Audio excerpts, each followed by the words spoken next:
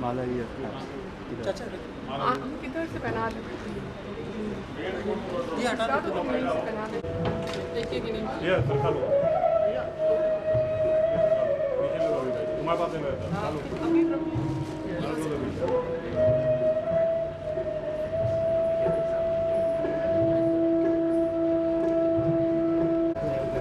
भैया भैया रुकना बाबा भैया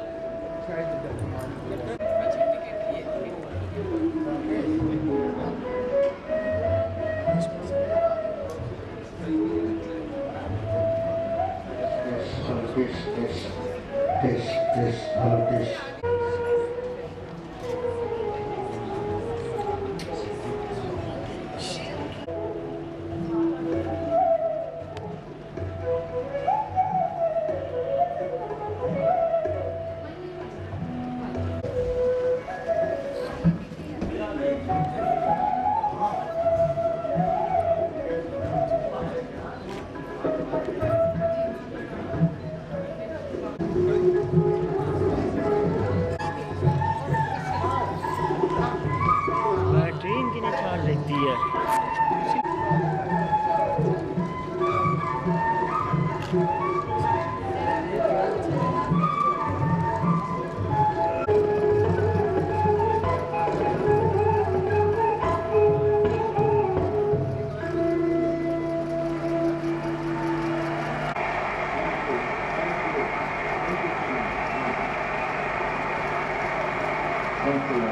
Thank you, Doctor.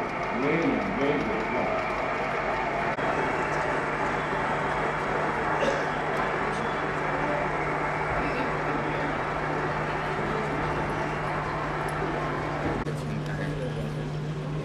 मतलब हिसाब किताब है तेरी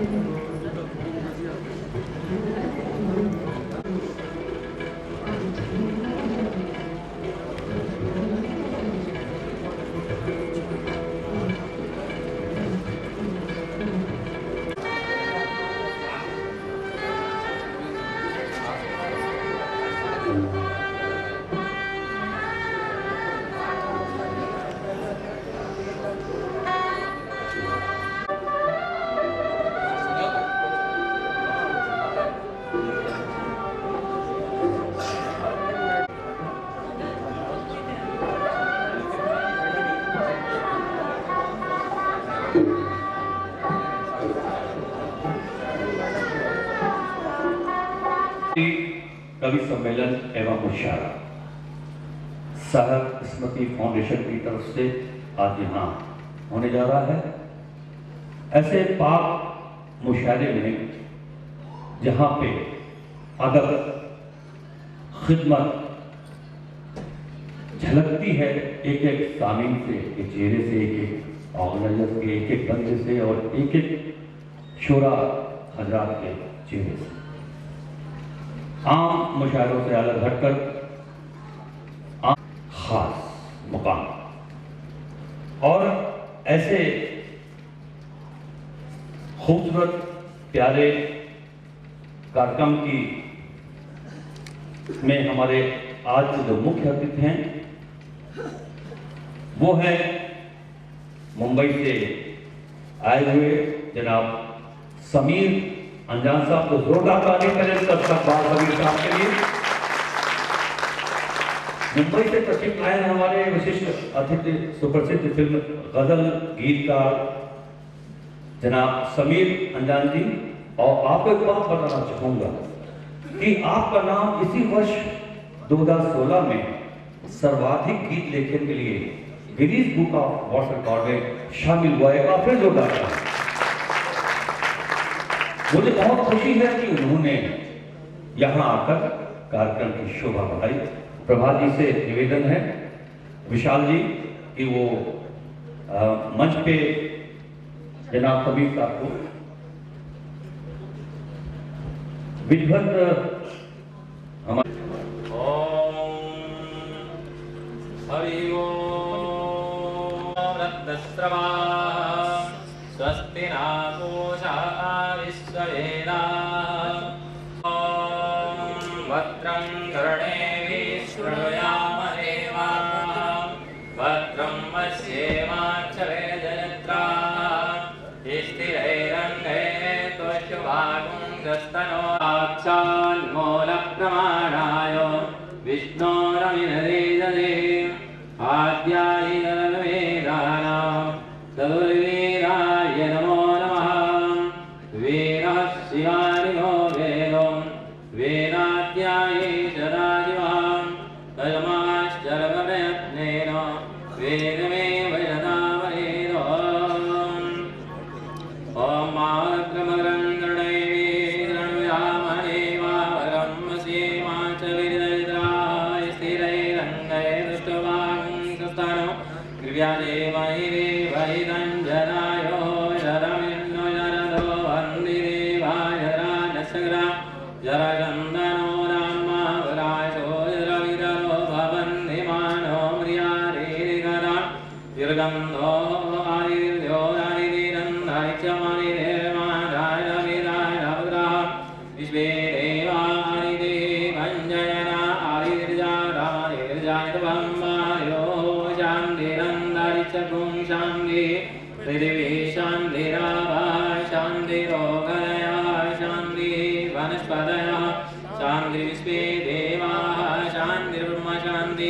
सर्वगुण शांति शांतिरेव शांति श्यामा शांतिरेधि विश्वानि देव रविरतुरितानि वराशुभं जगद्रन्नाशुभं शांति शांति शांतिर्भोर्वारिष्टि शांतिर्भोदोम।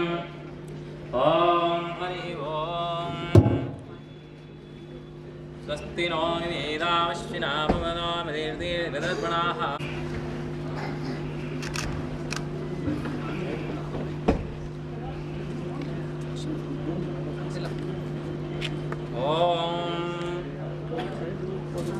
ओम भद्रं गणैः शृणुयाम देवाः भद्रं पश्येमाक्षभिर्यजत्राः रङ्गैः दृष्ट्वागुंसस्तनोर्व्यासेमहि देमहिरञ्जनायुः। धर्मकामाश्रितये ब्राह्मञ्जनयन्तो देवाग्रे ब्रह्मणास्त्वं ब्राह्मणो व्याय देवाशन्मसे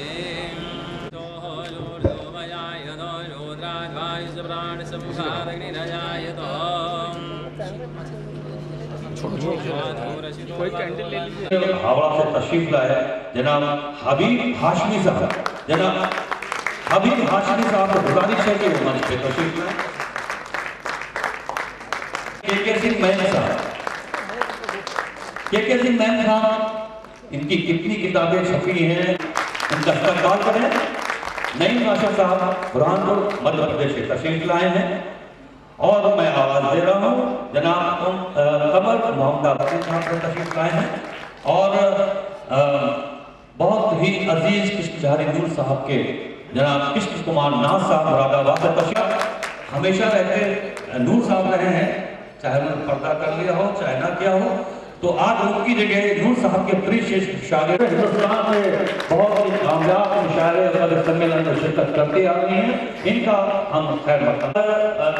जनाब आजाद कानपुरी साहब, फतेहपुरी साहब, अतीक साहब, इनकी आवाज, इनका स्टाइल, इनकी गजल खुद बोलती है। अतीक साहब, मैं जिनके वालिद जनाब कयूम नशाद के बहुत से कलाम, एक ही कलाम काफी है जो गांव से लेकर शहर में नथनिया ने गोली में कटिंग वो जो मेरे सामने बैठे हैं उनसे भी जो परे बैठे हैं, अरे डॉक्टर जनाब 20 मैं भी मस्त हो गया, ये भी मस्त हो गए, तो खैरम करता हूँ जनाब किसी पदे चलते हैं सीधा सीधा दिल के निशाना लगता है। वो पीछे से तीसरी निगाह देखा तो मैं यहीं से खैर हो गया।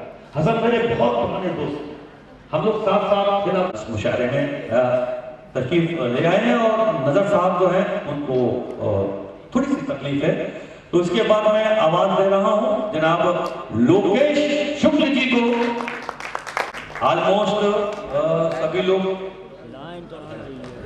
एक मैं गुजारिश करूंगा उसके पहले कि हमारी प्यारी सी बेटी मौली अरे जहीर कानपुरी साहब, हुजूर आदाब पेश करता हूं आपको। गुस्ताखी माफ, जहीर साहब और मीर साहब ये दो लोग ऐसे हैं जिनको साहब खास तौर से बहुत पसंद करते थे और बिस्मिल्लाह भी इन्हीं से। Organized by the foundation is presented to all Sahib's followers and devotees. This event is the result of hard work of our Sammelan's committee and members. I am reciting Sahib's words. We are of the Sufi tradition. Sufi Tehzeeb is collecting colorful flowers and creating beautiful bouquets. And I will keep doing this. I will not allow anyone to advise me about this, that anyone can segregate the ghazal from Geet into separate programs. If I fail to unite all of you, it will be a big failure of my life. The ghazal be heard with involvement and Geet too be enjoyed with the same vigor. And I am determined to convey this till my life. When Sahib laid the foundation of this tradition in the form of Prasthan in 1991, it was with the welcome intention of teaching Tehzeeb to the people to keep humanity alive in this era. In such times, when the despairing man raises his hands to the sky, praying for mercy, programs such as this make people ponder over the intricacies of life. If this magic of words is allowed to vanish, it will be an irreplaceable loss of soothing shelter of respite to us humans. Sahib himself is a divine poet, epitomizing the very pinnacles of spirituality, but he always refrained from exhibition. I hope he pardons me for this. He had great command over Persian, Urdu, Hindi and Punjabi languages. 6 parts of Gular Ki Phool have been printed. He has spent more than 700 ghazal and geet, which encompass the very meanings of prayer and spiritualism. And this is not the fate of a mere human, but that of Paigambar and of God. Our heads bow in veneration for his heavenly blessings, his care and shelter, which has made all this possible. Hamare hari to anand. Sufism is an institution of divine love, an inborn, everlasting intoxication, divine contentment, and a fulfillment of soul. In the followers of Sufism is the tendency to give innumerous sacrifices, softness, and a passion to serve the fellow beings that is appreciable, to share the sufferings of others without heeding the differences of caste, creed, and status. Sufis always express their thoughts freely, and because of that, they were attacked by the established religions. And so, the Sufis found it apt to express in poetry and music, that is, Mehfil-e-Sama. In spite of innumerable obstacles and problems created by misguided Muslims, this caravan has continued its journey with glory. Sufism, the path, was originated by Hazrat Maula-e-Kainat, and he established a new plane of Jabarut in the divine world with special blessings of Prophet Hazrat Muhammad Sahib. And in this chain are Hazrat Khwaja Garib Nawaz Ajmer, Hazrat Baba Qutb Delhi, Hazrat Baba Farid Lahore, Hazrat Sabir Kalyani Delhi, Hazrat Baba Tajuddin Nagpur and Shah-e-Alam Hazrat Manzoor Alam Shah. There are few personages visualizing whom the people realize what a real Sufi is, where labels end and a human being is considered just a human. Learn the spiritual way of living with the Sufis. Taking the program further, the members of Sahib Spiti Foundation and members of the Sammelan Committee welcome the invited Kavi and Shair and every member of the audience as a very special guest. Thank you. Thank you, Ali. Thank you very much. पहले माहौल मोहब्बत का बनाया जाए, फिर कोई शेर मेरा सुनाया जाए। पहले माहौल मोहब्बत का बनाया जाए, फिर कोई शेर मेरा सुनाया जाए। रात खो न जाए नफरत की कहीं बाहों में, रात खो न जाए नफरत की कहीं बाहों में। प्यार का दीप हर एक शाम जलाया जाए, प्यार का दीप हर एक शाम जलाया जाए। जिसकी पाने का साहब का ये शेर है। और हर एक इसके बाद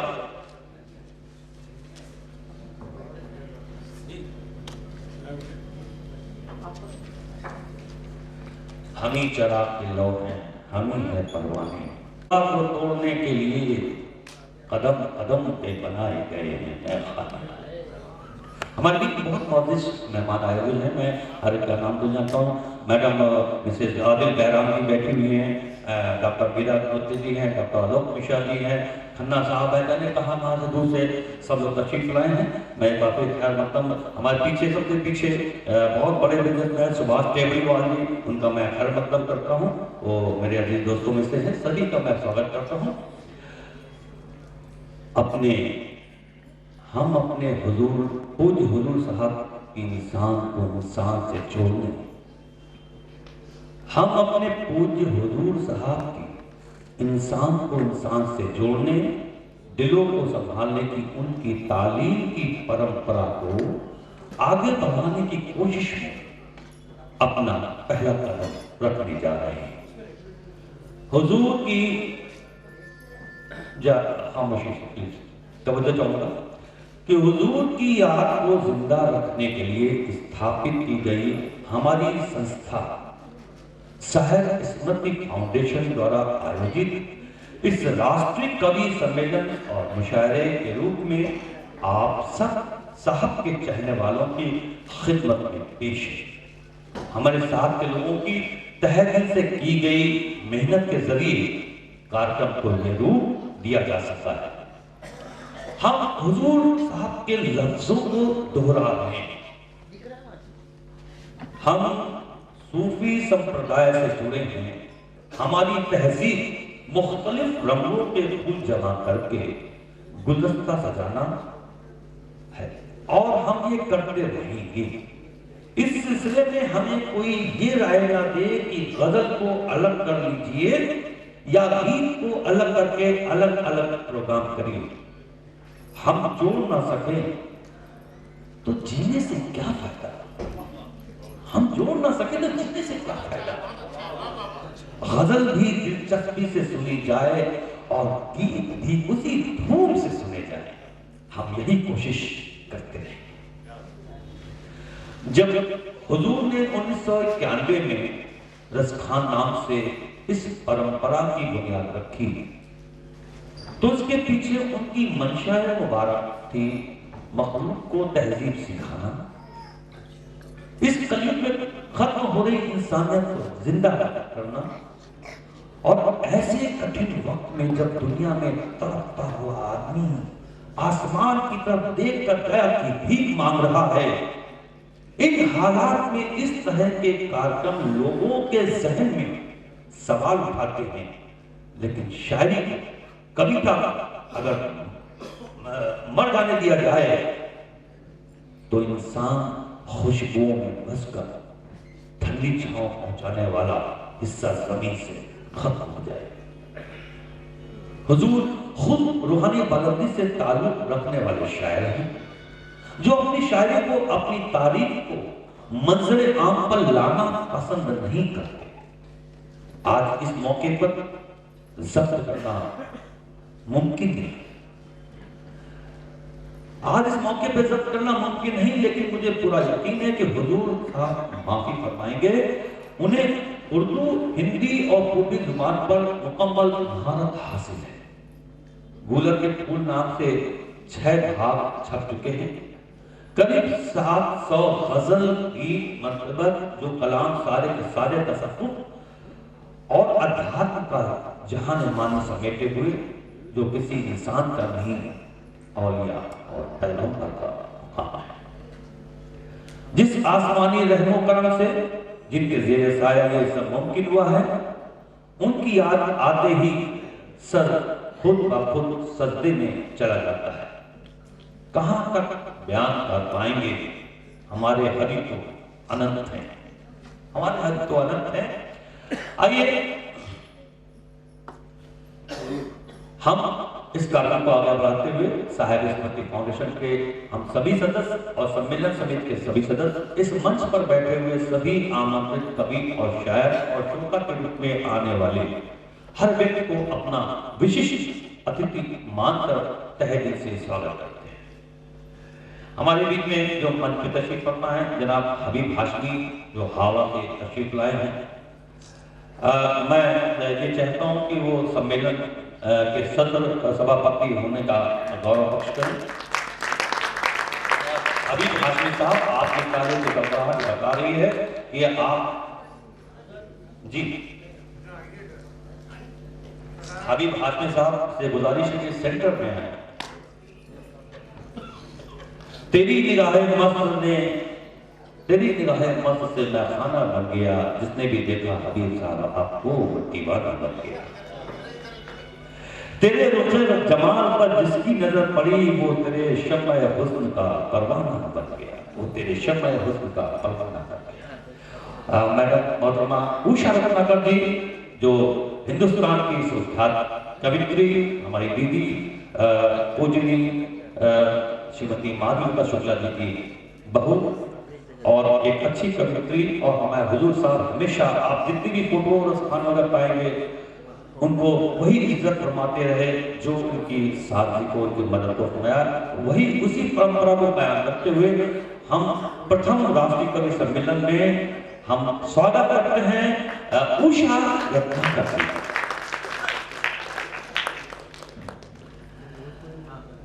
मुंबई से तशरीफ लाए हमारे जो मेहमान अभी आ रहे हैं, मैं उनको फिर से बता दूं कि हमारे सुप्रसिद्ध फिल्म संगीतकार समीर नंदन जी, ये का नाम बताना, हर व्यक्ति जो गीत संगीत से जुड़ा है, जो फिल्म संगीत से भी जुड़ा है, जो शेर व शायरी से भी जुड़ा है, वो उनके नाम का बखूबी उनको जानते हैं हर व्यक्ति।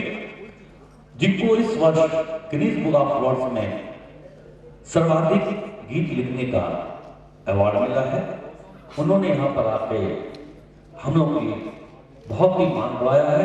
हम विशाल मिश्रा जी का बहुत शुक्रगुजार हैं कि विशाल जी के अथक प्रयास से समीर साहब यहाँ तशरीफ लाए हैं। और कविता और शायरी की धाराएं हमेशा दुनिया में इंसान को फूलों की तरह खिला हुआ रखने के काम आई है। बहुत ध्यान सुनिएगा, बहुत खास बात है कि कविता और शायरी की धाराएं हमेशा दुनिया में इंसान को फूलों की तरह खिला हुआ रखने के काम आई। इसी ख्याल को रखते हुए हमने इस मंच को सजाया है। दुआ कीजिए, दुआ कीजिए कि हमारी इस कोशिश को, यकीनन हमारा विश्वास है कि हमारे हुजूर संख्या मौजूद है।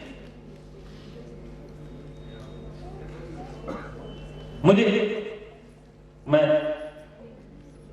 हुजूर साहब है यहाँ पे, ये इस बात का एहसास यहाँ पे मौजूद हर व्यक्ति को है कि मैं तो तेरे ख्याल कमरे में बंद था, घर के लोग कहते थे सारा घर में।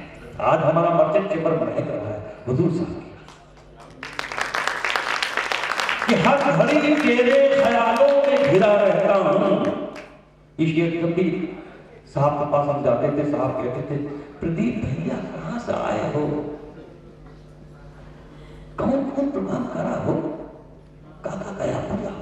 इंटरव्यू नहीं लेते थे, हालत खराब होती थी। तो हुजूर साहब से मैं ये कहता, साहब आपने मुझे बहुत बिजी कर दिया है, बस हुजूर साहब का एक शेर मुझे आता था कि हर घड़ी तेरे ख्यालों में घिरा रहता हूँ, हर घड़ी तेरे ख्यालों में घिरा रहता हूँ, मिलना चाहूं खुद से मैं कैसे। हमारे हुजूर साहब यहाँ मौजूद हैं और खुश हैं, खुश होकर अपनी इस बगिया को शफकत भरी निगाहों से देख रहे हैं कि निगाहों को देखिए। आज का ये जो मंजर है ये भी हमारी इबादत का ही एक हिस्सा है। ये आम कवि सम्मेलन, मुशायरा, कल्चरल प्रोग्राम नहीं है, ये हमारी इबादत का एक हिस्सा है और उनकी मौजूदगी का सबूत यही है। बस्ती हो, बयाबां हो, मंदिर या मैकबा, बस्ती हो, बयाबां हो, मंदिर या मैकबा, हम जिस मकाम पर रहे 100%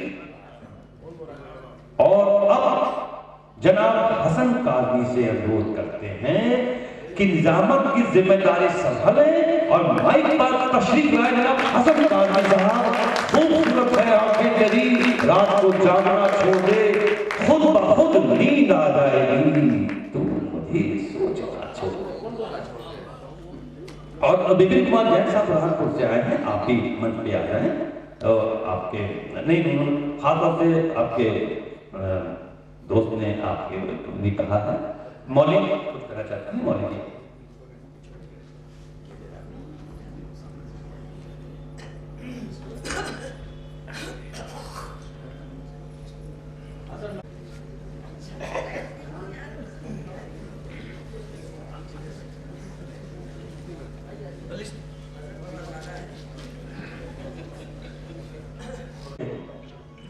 रोशन है जो नाम है गजल, हवा के दोष पे रोशन है जो नाम है गजल, मैं उस चराग की लौ को सलाम करता हूँ। तालियां आप भी कम है।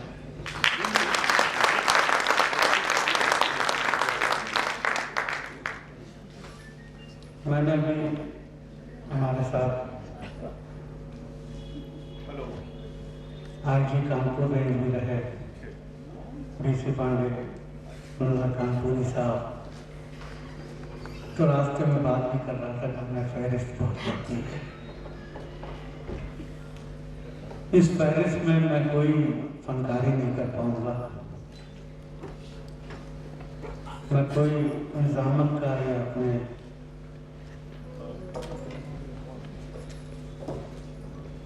संचालन का कोई करिश्मा नहीं दिखा पाऊंगा, तो मुझे कोई मौका ही नहीं होगा कि इतने शायरों के बीच मैं अगर सारा वक्त ले लूँगा तो हमारे शहर के कानपुर के लोग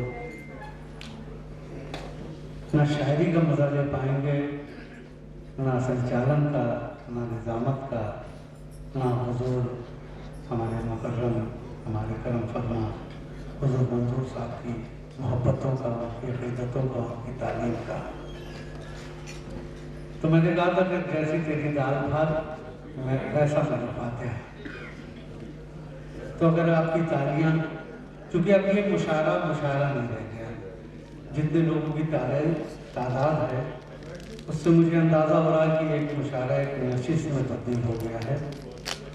आज का ये मुशायरा उस नशिश की तब्दीली की वजह से बहुत ही मियारी और बहुत ही क्या कहना चाहिए कि इख्तिसार से काम लेने का एक मरहला होगा यहाँ पर, और कोशिश ही की जाएगी कि हम ज़्यादा से ज़्यादा अपने शायरों को मौका दें कि वो अपना खूबसूरत से खूबसूरत कलाम आपकी समातों के हवाले कर सकें और आप दादो तहसीन से, अपनी मोहब्बतों से और अपनी चाहतों से उस शायर को अपने सराखों पर बिठाएं। यही मेरी कोशिश होगी और यही मेरा मिशन होगा। तो अगर आप अपनी मोहब्बतों से, अपनी अक़ीदतों से थोड़ी सी अपने हाथों को ज़हमत दे सकेंगे और अपने मिजाज को बहुत समझ अजीत भाई बहुत बहुत शुक्रिया, आपने बहुत समझदार सामने बुलाए, कम बुलाए हैं लेकिन बहुत समझदार हैं कि वो मेरे एक इशारे को भी समझ रहे हैं। जहाँ तालियां नहीं भी बजाना थी वो बजा दी इन्होंने। तो मैं आपका सलाम करता हूँ आपकी समाजों को, और मुझे महसूस हो रहा है कि आज की महफिल एक यादगार महफिल होगी, और इस महफिल में जो शायर अपना कलाम पढ़ के जाएगा तो वो अपने आप को बहुत ही कामयाब तस्वुर करेगा। तो चूँकि शायरों की फहरिस्त भी ज़्यादा है और मुझे इख्तिसार से काम लेना है, मैं कोशिश करूँगा कि बहुत ही कम बोलूँ, सिर्फ अपने शायरों का नाम पुकारूँ। अगर किसी शायर में कुछ ज़्यादा सलाहियतें हैं तो उसके ही बारे में बोलूँगा, ज़्यादा नहीं बोलूँगा। तो मैं बग़ैर किसी तमहीद के फैज़ अहमद फैज़ के शेर के साथ के गुलों में रंग भरे बादे नौ बहार चले, गुलों में रंग भरे बादे नौ बहार चले, चले बेखौफ कि गुलशन का कारोबार चले। खूबसूरत आवाज़, खूबसूरत अंदाज। एक ज़माना था, मैं अपने बारे में बता दूँ कि मैं इसी शहर का एक छोटा सा अदना से एक ज़र्रा हूँ। आप सबकी मोहब्बतें मिली, ये हमारे उर्दू अदब के चांद सितारे यहाँ बैठे हुए हैं, उनकी दुआएं मिली, उनकी शफ़क़तें मिली।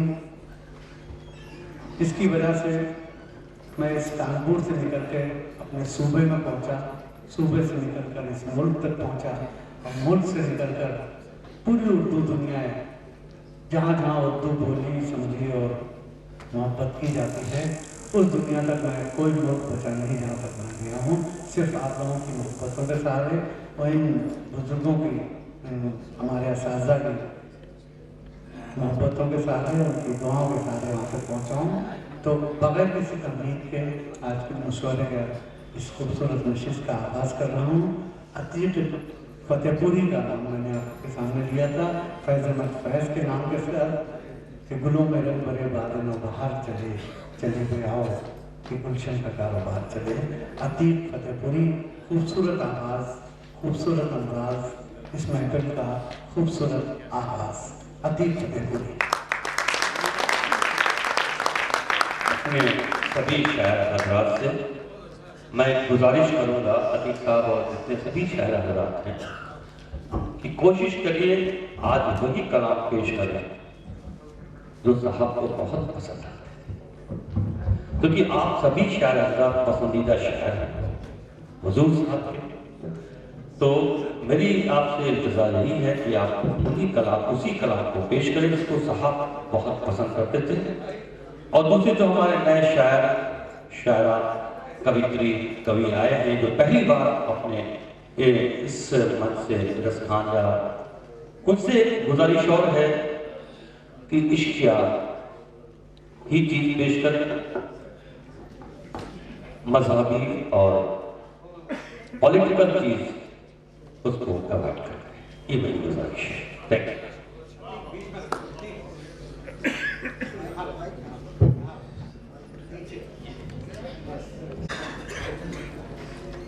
गज़ल का मतलब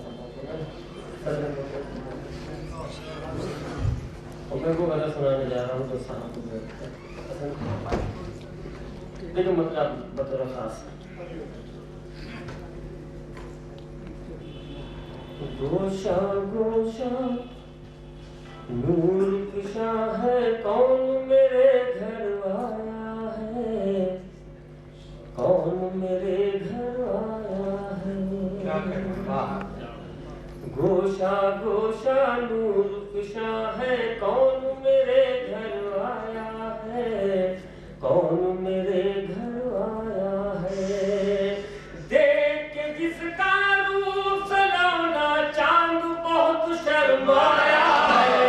गोशा गोशा नूर कुशा है, कौन मेरे घर आया है, कौन मेरे घर आया है।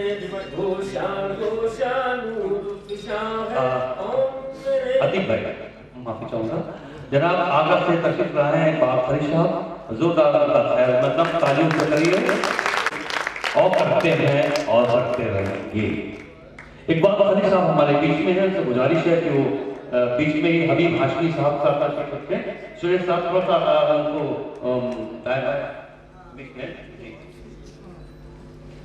माफी चाहेंगे फिर से अतीक साहब बिस्मिल्लाह।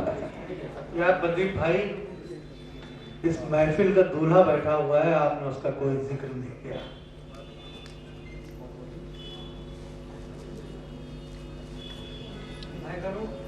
यार बिल्कुल तो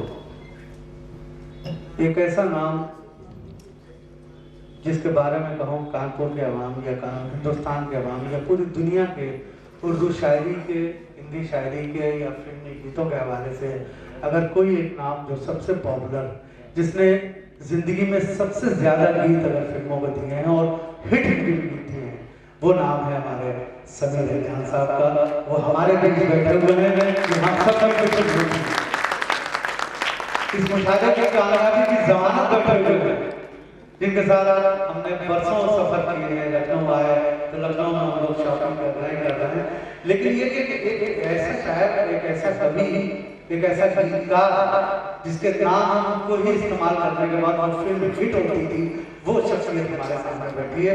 तो हम सब की ख्वाहिश है कि वो हमारे बीच में मेहमानों की हैसियत से आए हुए हैं, लेकिन मेहमानों में बैठे, आप ऑडियंस में हैं, आप स्टेज पर आ रहे हैं तो आपको देखने की और इस गाड़ी का नूर साहब का भी बैठे तो उसको देख फराज साहब का सबसे पहले कि तुम मुखातिब भी हो, करीब भी हो, तुमको देखेंगे, तुमसे बात करें, तो आपसे बात करना चाहते हैं, आपको देखना चाहते हैं। अगर आप वहाँ बैठे तो हमारी समातें मिल जाएंगी। तो मेरी दरख्वास्त आप जोड़ के बसता है कि आप प्लीज आप हसन साहब और उसके बाद हुजूर, जब मैं इनके बारे में बता रहा था तब कहीं आप गुम थे। नहीं, गुम नहीं था। गुम का मतलब ख्याल में कहते हैं कि दर्द जब तड़पता है अश्क तब मचलते हैं, दर्द जब तड़पता है अश्क तब मचलते हैं, आसमान से बादल यूं ही नहीं बरसते। क्या बताऊं कैसे हैं इतना जान लीजिए कि वो मेरे कलेजे में रूह बन के बसते हैं, वो मेरे कलेजे में रूह बन के। ये हमारे हुजूर साहब का शेर है। माफी चाहेंगे जनाब आतिक साहब। गोशा गोशा नूर खुशा है, कौन मेरे घर आया है, कौन मेरे घर आया है। गोशा गोशा नूर खुशा है, कौन मेरे घर आया है, कौन मेरे घर आया है। देख जिसका रूप सलाना चांद बहुत शर्माया है। गोशा गोशा गोशा है, कौन मेरे घर आया है। अगर आपकी बीच में बाबा आवाज रखी रहेगी तो शायद का हौसला होता है, तो वो अपना कलेजा में डाल दिया किसी को। कौन मेरे घर आया है, कौन मेरे घर आया है। शेर समाज में क्या किसको इतनी फिक्र पड़ी है, कौन चुरा ले जाएगा, कौन चुरा ले जाएगा। किसको इतनी फिक्र पड़ी है, कौन चुरा ले जाएगा, कौन चुरा ले जाएगा। आंसू आहे जख्म तमन्ना, आंसू आहे जख्म तमन्ना, मेरा यही सरमाया।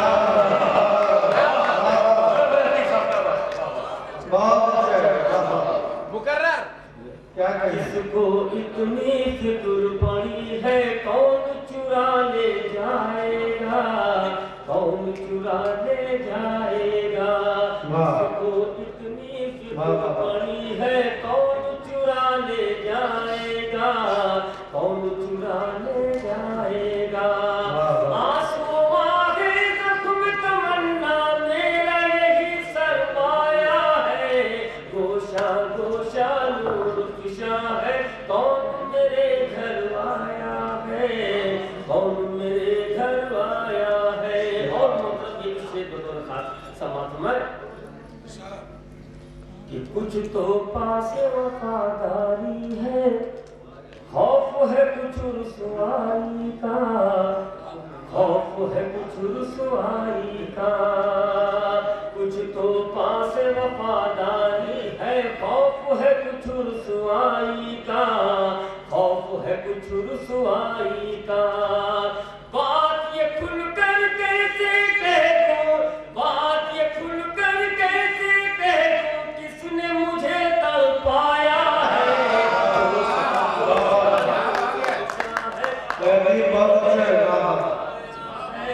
कौन मेरे घर आया है, देख जिसका रूप सलोना चांद बहुत शर्माया है। गोशा गोशा नूर खुशा है, कौन मेरे घर आया है, कौन मेरे घर आया है। और मोहतरम ये शेर समाज हमारे खुदा देख नजर के चंद शेर और समाज हमारे देख समाज में हसन में इशारा कि इश्क की सैराबी को हमने पाँव के छाले धोल दिए,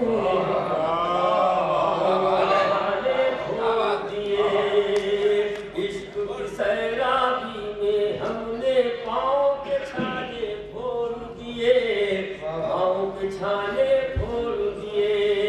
राह वफा आसान नहीं है, राह वफा आसान नहीं है, अब ये समझ में आया है।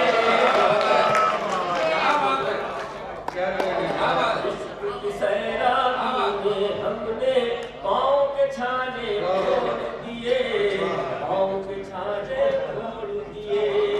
राह वफा आसान नहीं है, अब ये समझ में आया है। गोशा गोशा नूर खुशा है, कौन मेरे घर आया है, कौन मेरे घर आया है। ये चंद शेर और समझ में जो हमारे साथ पता मैं वही शेर सुना रहा हूँ। समाज में देखिए शेख साहब हमारे मुखायर से तशरीफ लाए सामने समाज में कि दामने दिल पे बिजली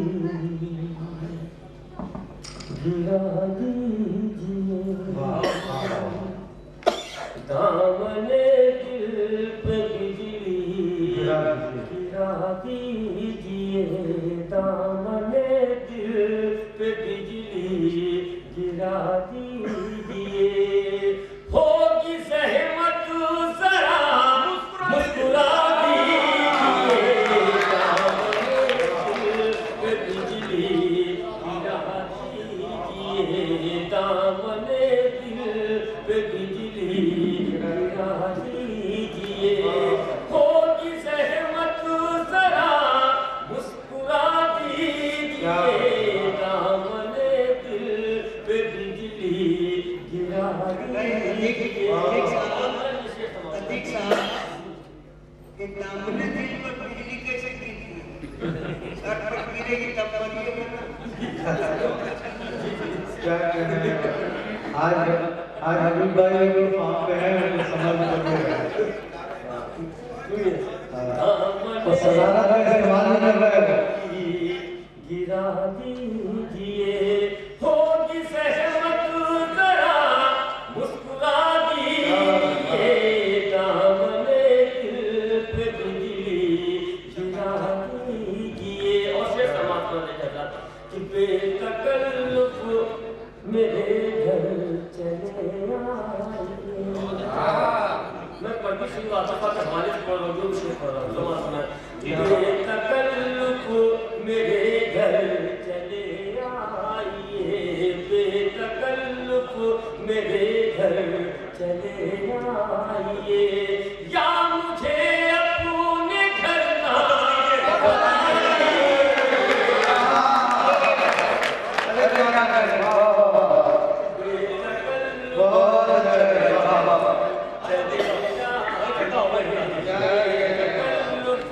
मेरे घर चले आइए। या मुझे अपने घर का पता दीजिए, होगी जहमत जरा मुस्कुरा दीजिए।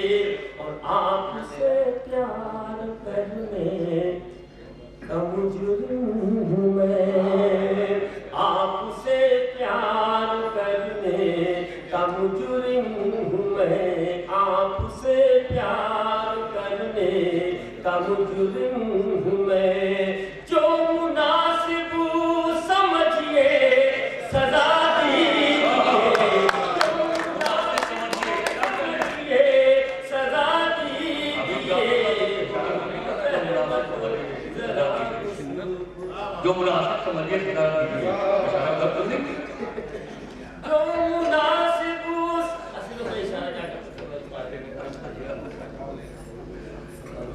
समाज पढ़ेंगे कि होगी ज़हमत जरा मुस्कुरा दीजिए। और ये शेर थोड़ा खास समझ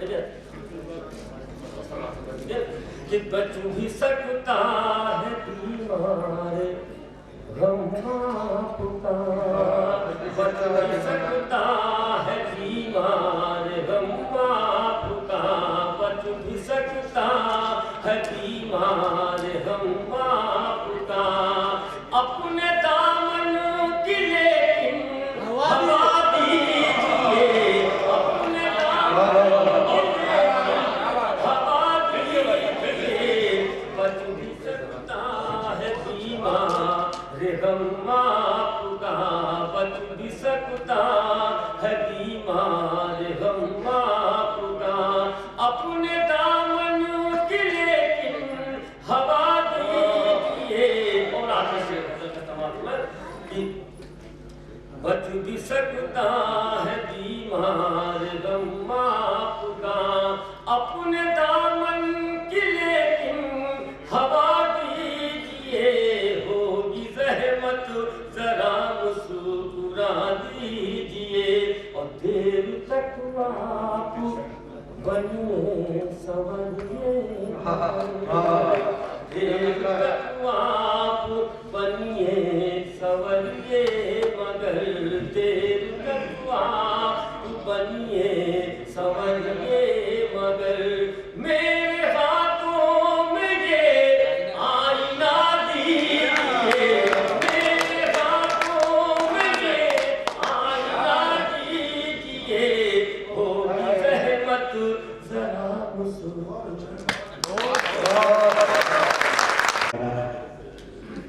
मैं इसी शहर से निकला, ऐसे ही नशिस्तों और छोटे छोटे मुशायरों में शिरकत होती थी।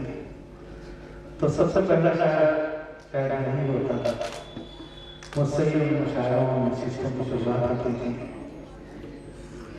और आपकी दुआएं मिली, आपकी मोहब्बतें मिली, आपकी सरपरस्ती मिली। आज सूबे से निकलकर, मुल्क से निकलकर, जहाँ जहाँ उर्दू की बस्तियाँ हैं, हिंदी के परस्तार हैं, उन जगहों पर कई मतबा उनको के दौरे तकरीबन 35-40 वर्षों की जिंदगी में कई बार एक तिहाई दुनिया का सफर तय किया। वो सब सिर्फ आपकी शक्तियों से, आपकी मोहब्बतों से, आपकी सरपरस्ती से हासिल हुआ, जिसके लिए हम आज अपना वो कर्ज अदा रहे हैं, जिसके आप हकदार हैं। आपकी मोहब्बतें, आपकी शफ़क़तें, आपका आशीर्वाद, आपकी दुआएं मुझे आज भी चाहिए। मुझे और भी सफ़र करना है, मैं आज भी सफ़र करूँ। अगर ये सब नहीं होता तो शायद ये ज़िंदगी का सफ़र इतना आसान नहीं होता कि हम इतना सफ़र तय कर पाते। हम शुक्रगुजार हैं आपके इस कानपुर के, उन्होंने मौका फराहम किया। और आइए, आज इस खूबसूरत महफिल का खूबसूरत आगाज हो चुका है। मोहतरम हुज़ूर मंजूर साहब की खूबसूरत महफिल,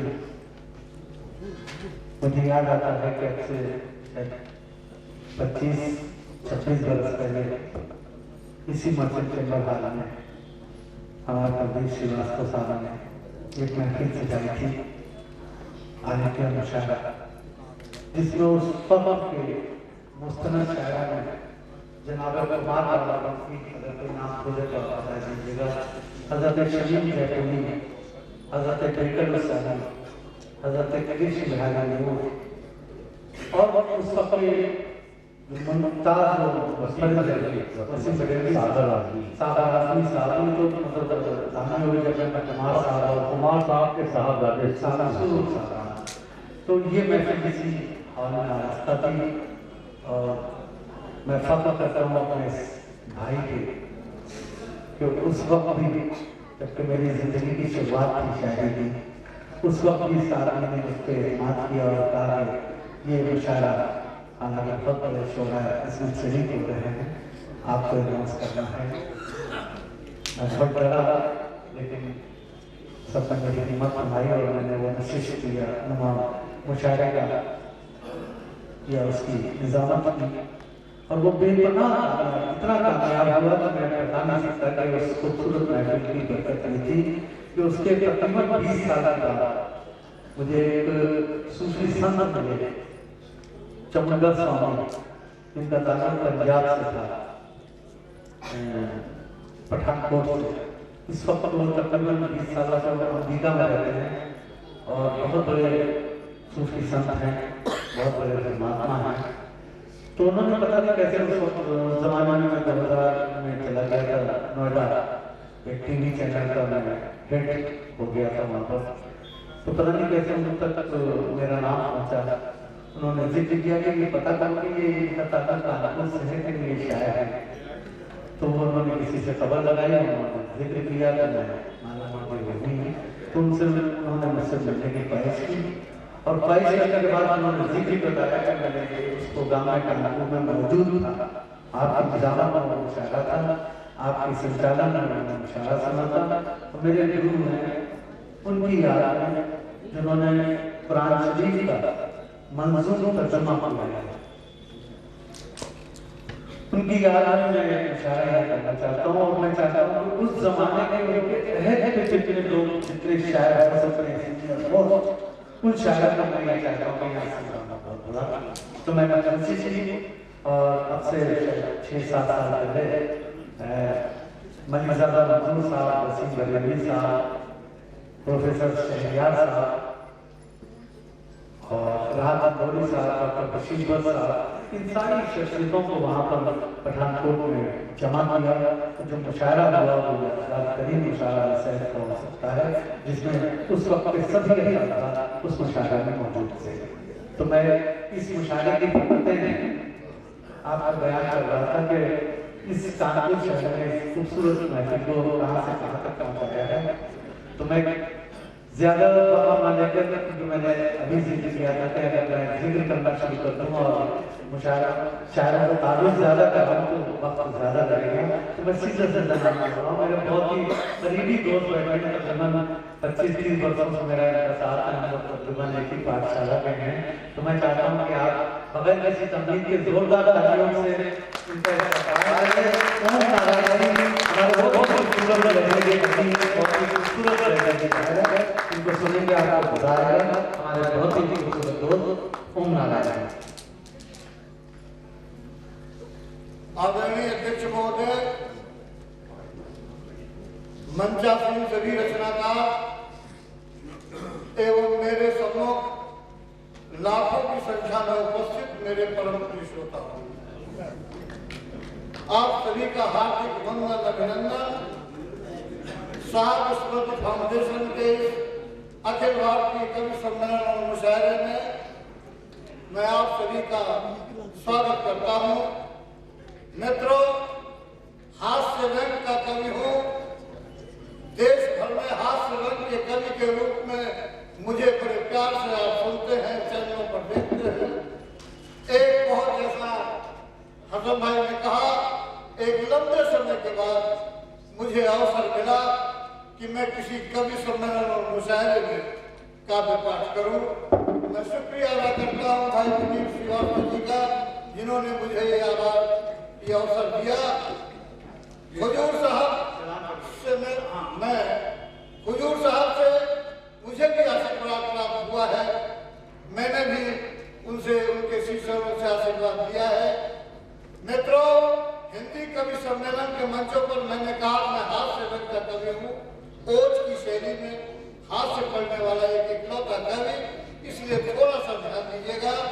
जितनी देर माइक पर हूँ आपको बहुत आनंद आएगा और मुझे भी अपनी बात कहने का मौका मिल जाएगा। मित्रों, हिंदी कवि सम्मेलन मंचों पर पर बुलाया जाता है और अध्यक्ष बनाकर बिठा दिया जाता है, और जब मेरा कविता पढ़ने का नंबर आता है तो सब श्रोता जा चुके होते हैं, अकेला नहीं रहे। तो आज आयोजन की शरारत आदरणीय हमीद जी कर रहे हैं। एक व्यंग एक शब्द का कथ्य के थोड़ा सा हेरफेर में हास्य उत्पन्न करने का प्रयास आपसे निंदा ठाने कि अध्यक्ष को सभापति भी कहते हैं, अध्यक्ष को सभापति भी कहते हैं। ध्यान दीजिएगा और ध्यान सुनिएगा। आधी रात के बाद आदरणीय अध्यक्ष जी, आधी रात के बाद कवि सम्मेलन से मुशायरे से घर लौटने पर अध्यक्ष महोदय की पत्नी का चेहरा कमकमाया। उन्होंने एक हाथ हवा में झुलाया और बोली, यार पता चला तुम अक्सर रातों को इतनी देर तक कहाँ रहते हो, बाहर कुछ करते हो, घर में कुछ कहते हो, अरे कुछ तो ऊपर का ख्याल किया होता, या अभी से मूड मती हो गए हो। और मैं पूछती हूँ ये मेरी सभा कौन है जिसके तुम आजकल पति हो गए?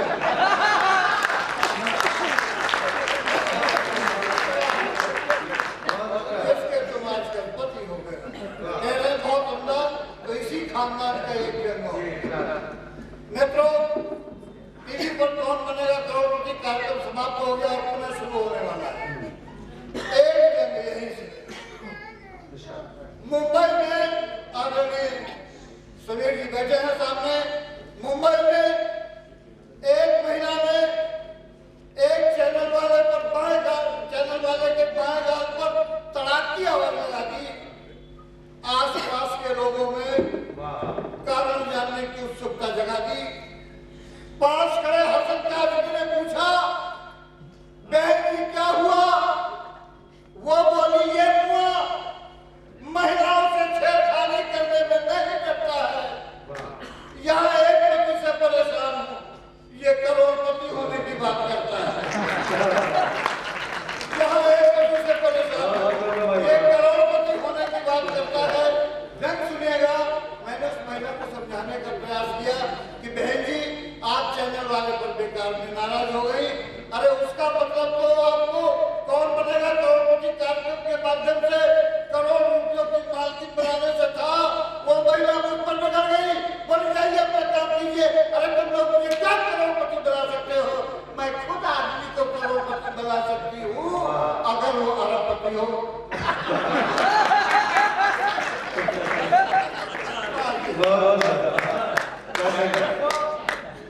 एक हास्य का व्यंग, एक टुकड़ा बिल्कुल सही घटना के साथ मेरे साथ घटी, बिल्कुल सही घटना।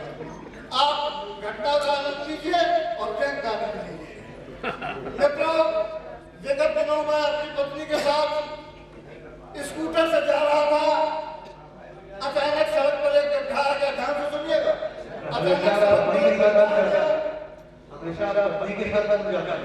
क्या करें, आपकी तरह मेरे पास कुछ वही है और अन्य कोई व्यवस्था तो है नहीं।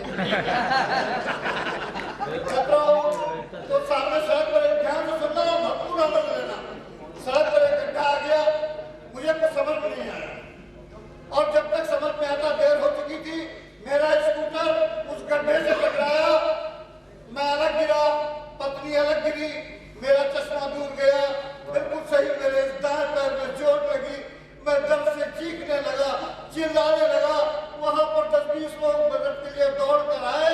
मैं अपना दर्द आपको इसलिए बता रहा हूँ क्योंकि मैं ये देख कर हैरान था कि भीड़ का हर व्यक्ति अपनी बहन को बचाने में लगा। बहन को बहन जी के कपड़े ठीक करो, बहन जी क्या हुआ, बहन जी इधर आइए, बहन जी आपको चोट तो नहीं लगी। और बहनों की तरफ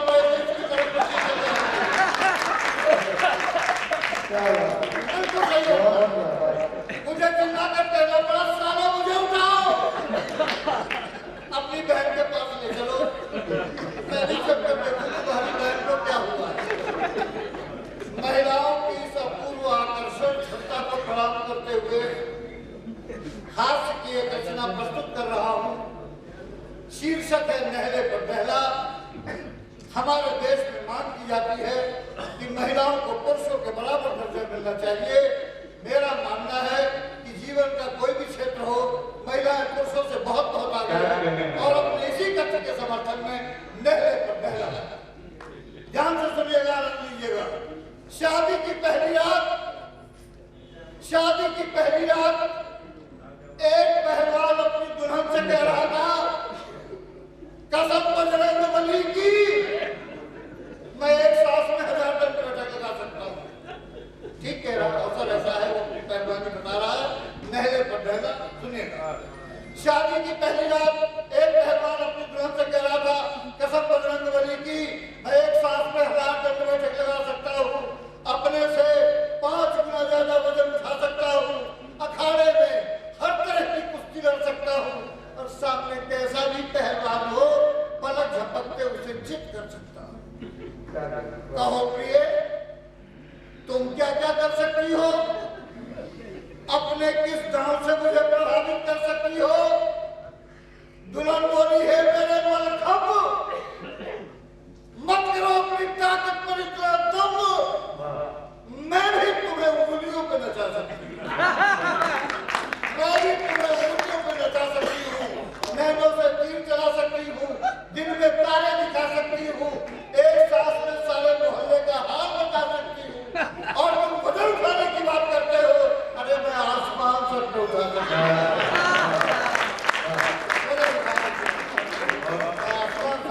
और एक अंतिम घंटे पढ़ करके मैं अपना ख्याल लेता हूँ। हमें अपने बहुत सारे मेहमान सारों को मित्रों, मेरा सर्वश्रेष्ठ गुण एक सर्वमान्य सत्य का खंडन करना। एक सत्य है कि हाथ की पांचों पुलियां एक नहीं होती।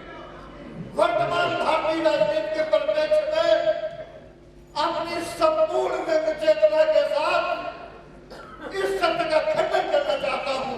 हाथ की पांचों पुलियां एक नहीं होती और मैं कहता हूँ एक होती है, और आज के बाद आप भी यही कहेंगे कि नहीं, हाथ की पुलियां एक होती है, क्योंकि 4 पंक्तियां पढ़ दूं और फिर जाना कि किसी की शान और शौकत में, किसी की मतलब है, किसी की शान और शौकत में कभी हम थम नहीं सकते, और अदब के आदमी है हम, किसी से दब नहीं सकते।